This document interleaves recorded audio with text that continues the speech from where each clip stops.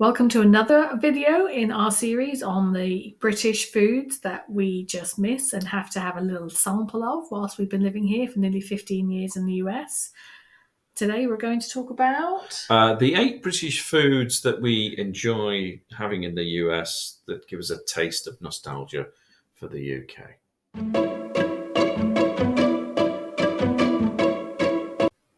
Hi, I'm Susie. Hi, I'm Paul. Welcome to Here and There with Him and Her. Join us as we continue to talk about all things related to our transatlantic journeys. In today's video, we're going to talk about the 8 British foods that we enjoy having here in the US that give us a taste of British nostalgia. So in this category, we talk about condiments, things that we would add to a food as part of a meal. I think one of the first things we got a hold of over here was HP sauce, which we would put on fries over here, and anything eggy or good with a fryer. Yeah. It's a sauce. Let's put it that way. Yeah. HP sauce. The HP stands for Houses of Parliament. And it is one of those that's got a royal warrant. I don't know if you know what that is. So that means that it's made that the royal family find this is the best of the best. Because there are other brown sauces available, we'll say. But it's also good with like a cottage pie. Yeah. Which is, people call them shepherd's pie over here, but it's kind of the wrong way around. Because a shepherd's pie is with lamb, whereas a cottage pie is with mince or ground beef. It's really good on cheese on toast sometimes, if you're in that. Really, it's just that kind of, it's a very umami, savoury, but yet sweet. Yes. Very hard to describe HP sauce. Because I don't think we found it over here. Think of something akin to a ketchup. Yeah, think of Heinz ketchup, but then with a caramel flavour or a maltier flavour to it. And there's a tang with a bit of vinegar. That's because there's vinegar maybe a bit in it. Barbecue-y almost, but not that sweet. It's just very hard to describe. It's hard to describe without you tasting it. So I will say that probably one of the quintessential ways it is enjoyed in the UK is with bacon on a bacon sandwich or a bacon bap. We first found these here at World Market, didn't we? Yes, at World Market, but I think they also it is available in regular supermarkets. I think I've seen it. Usually in our local supermarkets, it's under the international section. Yes. So we've not had much difficulty getting on. The same with the vinegar as well, isn't it? Oh, yeah. So the second one we're going to look at here in this category is malt vinegar. So malt vinegar, I can show you what it looks like. There you go. So malt vinegar. So malt vinegar is something that we have seen occasionally in some restaurants. Yeah. But this is what we put on our chips, and when we mean our like fish and chips. Yeah. Big fat chunky chips. Salt and vinegar. It's the vinegar in salt and vinegar crisps, or what you call chips, or what the US call chips, should we say? And this is again very different brands available. Yeah. This is just the one that we managed to find. This is one we found. I personally like Sarson's. Yeah, Sarson's is kind of and they come in a bottle, and they have just a small opening, so you don't like pour out too much. It's not like a white wine vinegar where that's completely. So the top, I call it an oinker because every time you pour some out, it makes an oink, oink, oink, oink. Well, this particular brand has a different one. This one has like a slit at the top. So if you turn it one way, it drips out. You turn it the other way, you get a flood of it. Yeah. All of your chips covered in salt. They're very nice. Very nice. And then this is something that I don't tend to have, but Paul has more of, and that is Coleman's mustard. Now, for American viewers, the way to describe it would be, imagine a strong German mustard, but with a real fire to it. You do not need a lot of this. Yeah. The reason that one of the poison gases in World War I was called mustard gas was because of its yellow colour, because of the phosphagen in it, I think. And if you just stuck your nose into this, you'd probably think you had been gassed. So, like I said, it comes in a small bottle because you don't need a lot. Yeah, you don't need a lot. It's very nice with ham, I think. Roast beef. You could use it as an alternative to horseradish with roast beef. What else can you have it with? Sausages. It's very nice with pork sausages as well. Coleman's make other things as well. They make cooking sauces and little sachet food. So they're a big food brand in the UK. Oh, I should have noticed now they're actually Unilever. Well, there you go. There's also another one that has a royal warrant, just as a little aside.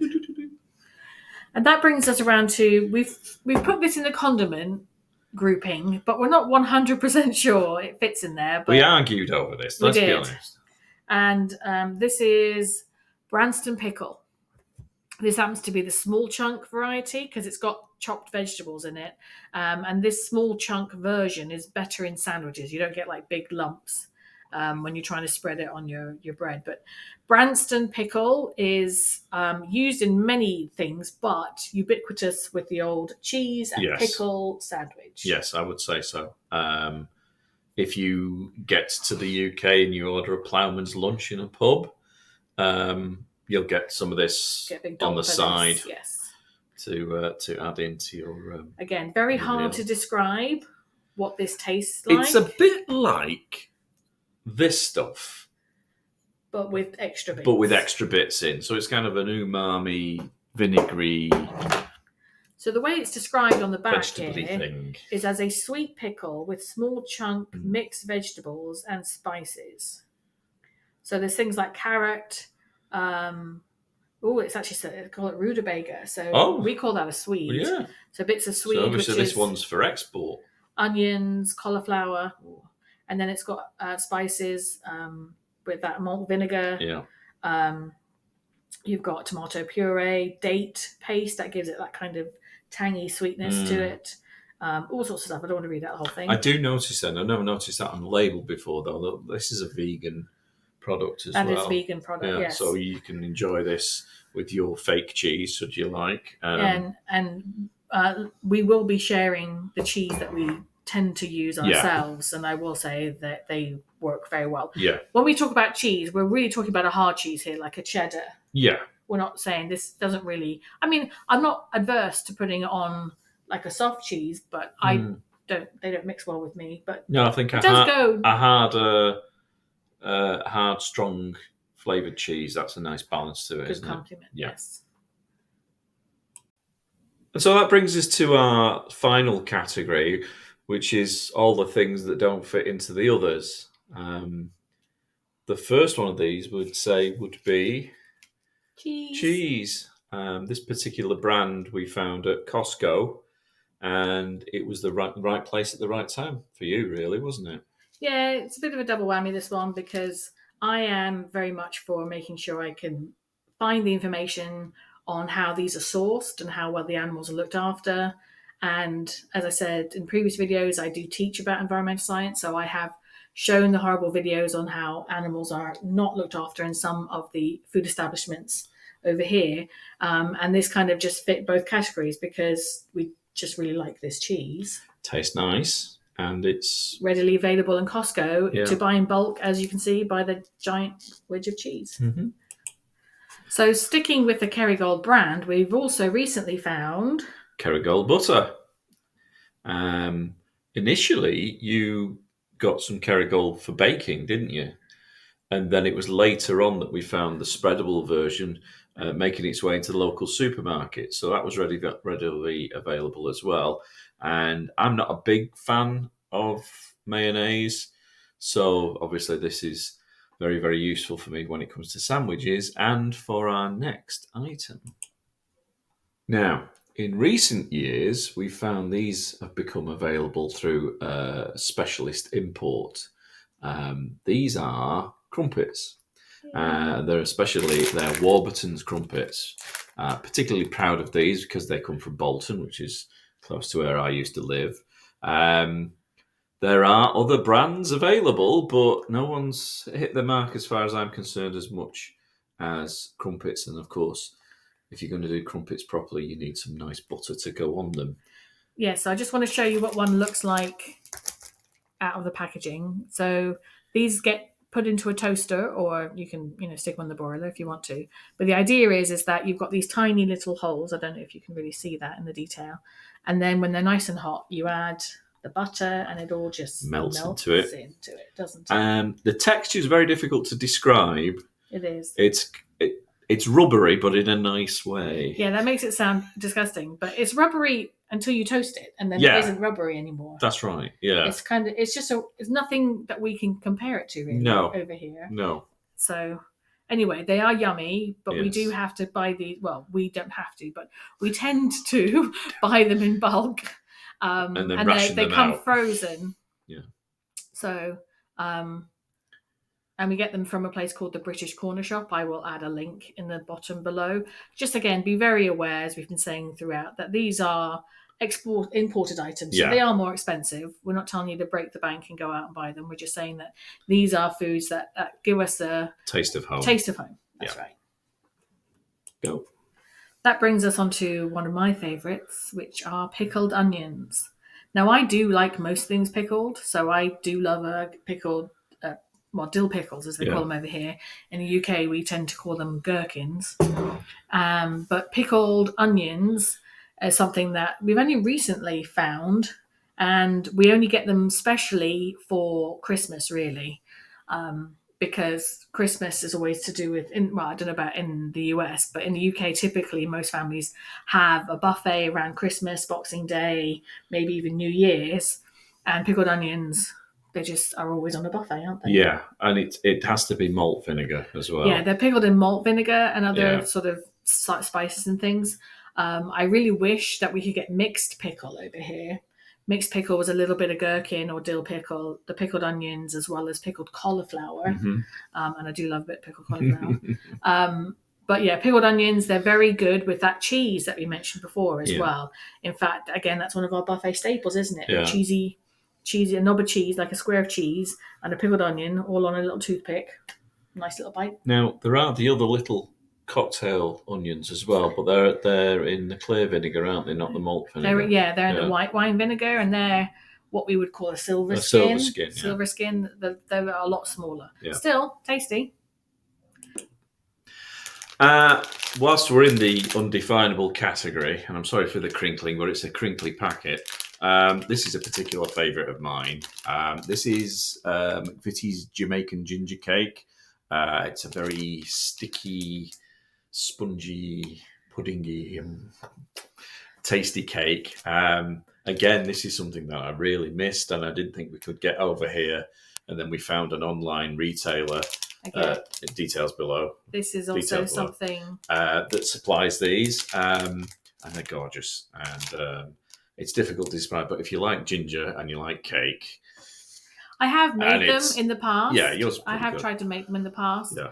The thing is that the ingredients for this kind of cake, to buy all the ingredients, because again, or to find variations. Yeah. So the things that make them sticky are things like treacle and golden syrup. Yeah. Both of which aren't really readily available. So when you add up the costs of having to buy those things that you have to import versus just buying it already prepackaged, it kind of makes a bit of sense to get on special occasions for this one to get a prepackaged Jamaican ginger cake. They call it a pudding cake on the back there, actually. Anyway, he likes it. I like it. So as we follow on from the Jamaican ginger cake, one of my favourite puddings, and when we say puddings, we mean desserts, not the American idea of a pudding, which is quite a gooey type pie thing, isn't it? And not to be confused with, because we can have savoury puddings as well as sweet puddings in the UK, so this is definitely a sweet. When we talk about puddings, it's usually something that's steamed, isn't it? Yes. A steamed pudding.